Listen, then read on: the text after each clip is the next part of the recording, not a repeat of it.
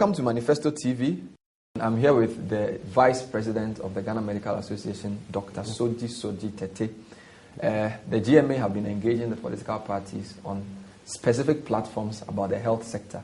We want to start by talking about maternal mortality, which is a very important metric in looking at healthcare delivery. What has been your reading of what the main political parties have been saying about maternal mortality? I have gone through some of the manifestos, at least of about 5 of the so-called major political parties. And not many of them make a direct comment on maternal mortality, but I've been a little bit flexible so that where initiatives are espoused that I think ultimately will have a bearing on maternal mortality, I would like to talk about them. So maybe I can start with the PPP, Progressive People's Party, which has a 10-point development agenda. There are no specific comments on maternal mortality. Their focus is largely preventive. But then again, they want to talk about affordable and accessible health care all across the country. They're also talking about provision of emergency services. So that is it for PPP. Then you come to PNC. PNC is talking about encouraging midwives, especially those in the rural areas, to be able to roll out antenatal classes in those areas where they are working so that women in labor or during pregnancy can have access. They're talking about building more hospitals and clinics. And then they're also talking about encouraging people in the rural areas so that they can attract more people into those areas. So, well, in summary, that is for PNC. Then CPP is also talking about building health centers. It's just that they intend to do it through encouraging private providers, voluntary organizations, and the corporate world to be able to help them in building these facilities. Basically that.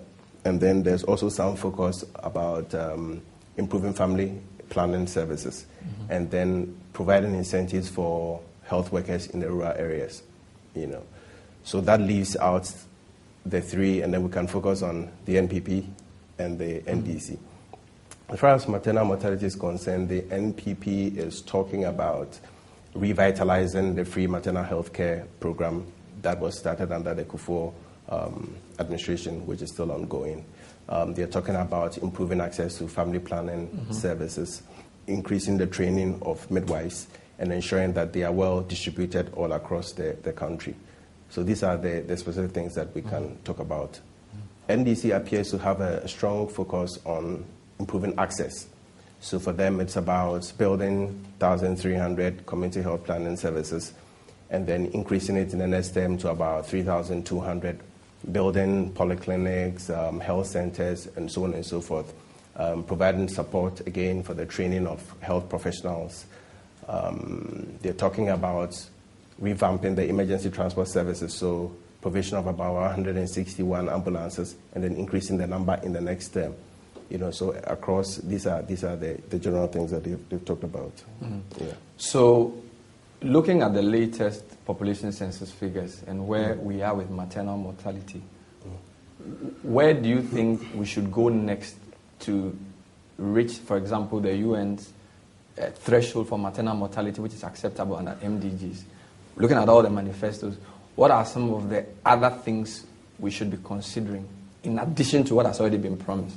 If you look at the figures in 1990, where we had a maternal mortality rate of about 740 per 100,000 live births, to the current situation where we have about 350 per 100,000, over 50% reduction.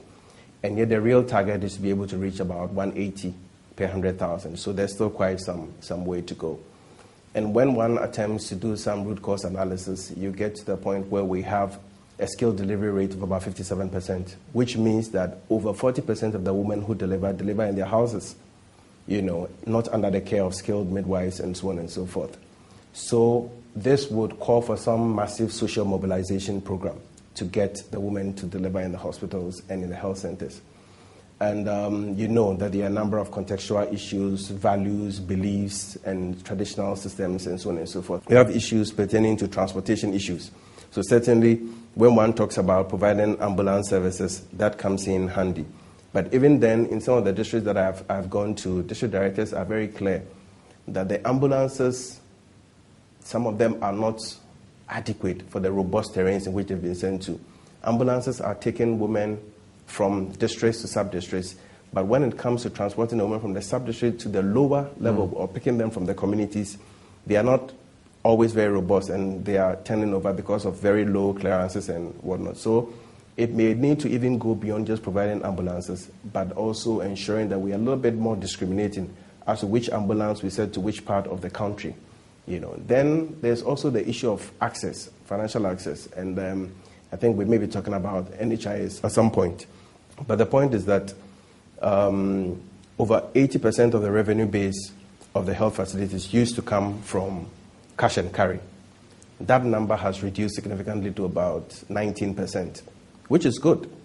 But the fact of the matter is that if 19% of the people are still relying on cash and carry, then funding is still, to a certain extent, a barrier. So we would need to pay some attention to that, and we'll find out what the parties have. Once the woman overcomes all of these barriers and gets to the facilities, what are the quality issues that are there? Do they have the midwives? And it might interest you to know that currently we have a midwife to population ratio of our 1 to 5,300. Wow. And there's a gap of 5,000 midwives currently as we speak. So it's certainly very interesting that all the parties seem to have focused on training and building capacity and so on and so forth. I mean, I have done some work in Nanumba South, in Wulansi. An entire district of 98,000 people hasn't got a hospital, has only 2 midwives. So this kind of situation shouldn't really surprise you when you have a very high mortality rate. There are places without doctors, and all of these issues would also have to be addressed. So these are some of the areas. When you talk about free maternal care program, this is a program that has been ongoing right from 2008. It hasn't stopped.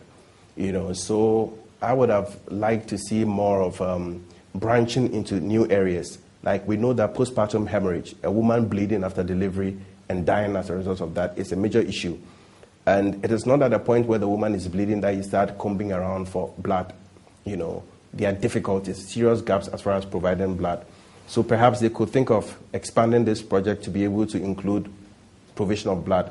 And that would require some level of conversation between the National Health Insurance Authority and the National Blood Transfusion Services. So these are some of the things that we could be thinking about. It's quite clear that there's a link between NHIS and maternal mortality as far as access and possibly affordability is concerned. Could you elaborate how a better NHIS or a health insurance scheme can help to reduce the maternal mortality rate to the level that we all want? When a woman is pregnant and needs to access care, the question of how those services will be paid for inevitably comes up. So sometimes we like to say it's free, and indeed the service, as in the contact with the health professionals, is free. But then there are issues about transport. When the labor sets in, how easy is it to refer that woman from the community to the health center and onward to the hospital? So that's one issue. One other area that we have become concerned about has to do with women who have registered or tried to renew their subscription to the scheme but have not been given cards. So there's some sort of a delay in that area that has got to be looked at.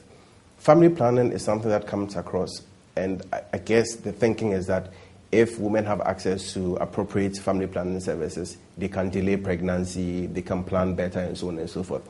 But this is not covered under the benefit package of the scheme. So again, you find that a lot of the parties are moving in that direction to try and make family planning to be covered so that women can have better care. So these are various ways in which the scheme can be repositioned to be able to assist women to deliver. And then, of course, I spoke about the blood transfusion services. That is very important because it's one of the major causes of maternal mortality. As a doctor, do you get worried when National Health Insurance Scheme is made a political issue? Not only is it placed in a manifesto, but it becomes a subject. Is it bad for NHIS or a health insurance scheme to become politicized? Speaking as a doctor, purely from a medical perspective. My views may surprise you, but I don't think it's bad. One has got to go back to the root cause of why we are doing all these political activities. It is to improve the lot of the people. And I like to say that a lot of the policy conflicts have been rather positive. It's as a result of a public outcry against cash and carry that this whole idea of pre-financing came up, and we got health insurance out of it. In 2008, some of us raised concerns about the poor state of mental health care. It was put in a manifesto. Currently, we have a mental health bill that has been passed. So I believe that it is not bad. It is just that the professionals will have to get involved in the discussion and not stay, out of it, to make sure that the concerns are being brought to the fore. And recently, you made reference to the GMA's discussion with the political parties. I like some of the views that came up. Some of the doctors pointed out that, yes, breast cancer, cervical cancer, they are both covered under the benefit package. But we do not think it is exhaustive enough. We think that surgery alone is not enough. You need to consider radiotherapy and so on and so forth. So I think professionals need to constantly engage because, make no mistake, this policy-making process is a political process. And we cannot sit detached in one point and say that it is politics, so we will not get involved.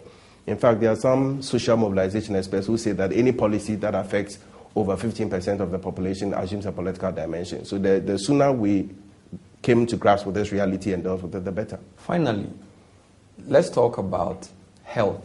Do you feel that the health agenda has been covered enough by the political parties in terms of their manifestos and on their rallies? Is health on the agenda as much as it should be as other sectors like education and possibly good governance and corruption typically tend to get the attention of politicians? I don't think health has been heavy on the agenda. In some of the debates, health is mentioned sometimes as an afterthought, and in some of the IEA discussions, we've had to prod them about the health dimensions of some of the issues that they're raising before they talk about it. Let's take a look at even non-communicable diseases. Now we have a double burden of diseases, not just malaria, tuberculosis, but also we are seeing that up to about 40% in some studies of the adult population is hypertensive. This is a matter of public health concern, and one would have expected that all the parties would be bending over to be able to address it. Thank you very much, Dr. Sodzi Sodzi Tete.